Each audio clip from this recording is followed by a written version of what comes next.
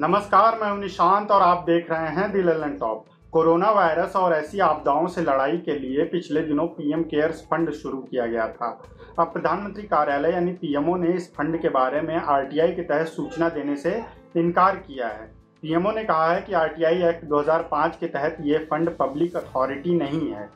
श्री हर्ष कंदकुरी नाम के शख्स ने 1 अप्रैल 2020 को आरटीआई आवेदन किया था कि फंड से जुड़े ट्रस्ट के दस्तावेज, इसे बनाने और चलाने को लेकर सरकारी आदेश, नोटिफिकेशन, सर्कुलर के बारे में जानकारी दी जाए।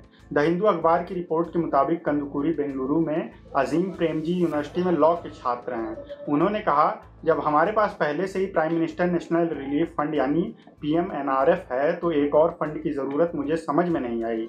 मुझे ट्रस्ट के निर्माण और उद्देश्य को लेकर जिज्ञासा हुई। मैं ट्रस्ट से जुड़े दस्तावेज देखना चाहता था। जब उन्हें 30 दिनों तक कोई जवाब नहीं मिला तो उन्होंने फिर अपील की। 29 मई को पीएमओ की तरफ से जवाब आया। इसमें कहा गया, PM cares fund RTI act 2005 के सेक्शन 2H के तहत पब्लिक अथॉरिटी नहीं है।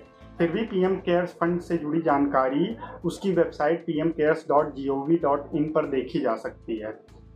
आवेदन करने वाले कंदकुरी का कहना है कि वो फिर आवेदन करेंगे। उन्होंने कहा, नाम, ट्रस्ट की संरचना, कंट्रोल, राष्ट्रीय प्रतीक का इस्तेमाल, सरकारी डोमेन का इस्तेमाल, हर चीज़ बताती है कि ये एक पब्लिक प्रॉपर्टी है। प्रधानमंत्री ट्रस्ट के चेयरमैन हैं और 3 कैबिनेट मंत्री इसके सदस्य हैं। ट्रस्ट की बनावट से लगता है कि सरकार का इस पर काफ़ी कंट्रोल है, जिससे ये पब्लिक प्रॉपर्टी हो जाती है।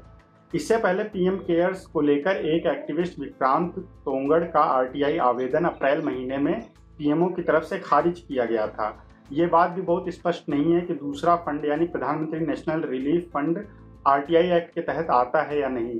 2008 में सेंट्रल इंफॉर्मेशन कमीशन CIC ने फंड की सूचना सार्वजनिक करने को कहा था, लेकिन दिल्ली हाईकोर्ट की एक बेंच ने अलग अलग मत दिए थे कि PMNRF आरटीआई एक्ट के तहत पब्लिक अथॉरिटी है या नहीं।